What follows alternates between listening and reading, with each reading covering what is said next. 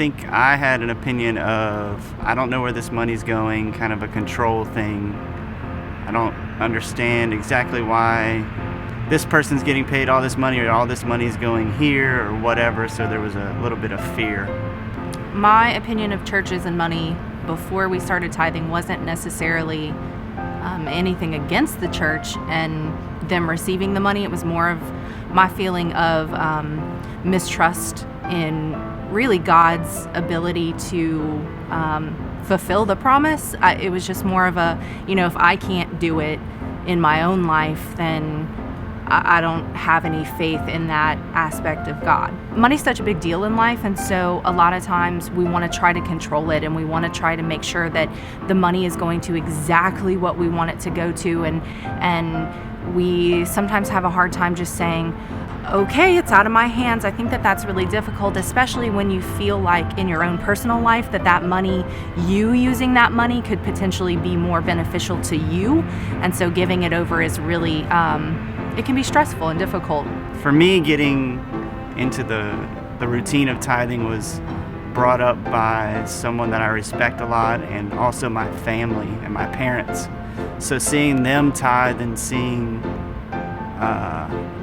them actually have joy from tithing and then wanting that same type of thing for our family was huge. Actually, the reason that we started tithing is because Preston kind of stepped up and was like, hey, we're married and this is something that we are called to do and we're not doing it and maybe we should. And it was a little bit odd because I think that it had already sort of been on my heart anyway. And so when he brought it up to me, I was like, oh yeah, okay, yeah, totally, husband, let's do that. So we just did. Both of us, job-wise, jobs fell in our laps, really good jobs and good security and good income and good benefits, things like that, kind of fell into our laps, and we were able to then give even more than tithe to different things and different people, and that was really amazing.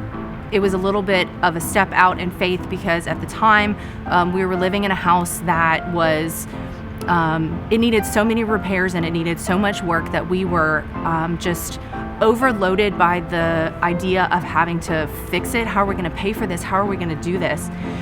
And so the second month that we began tithing, God had somebody come to us and want to buy our house as is, and then said, hey, if you wanted to make some improvements, we'll even pay for that as well. And so we were able to get out from under the house almost immediately, and also with money to take with us.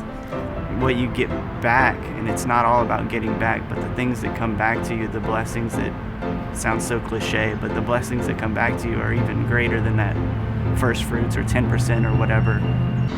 From the outside, when you're not tithing, it's so easy to say, well, these churches or these pastors or these organizations want your money so they can have cars and jets and buildings and all this. While that may be true in some instances, I think if you trust the church that you're with and the vision that the church has, it shouldn't be a question if you're giving or not.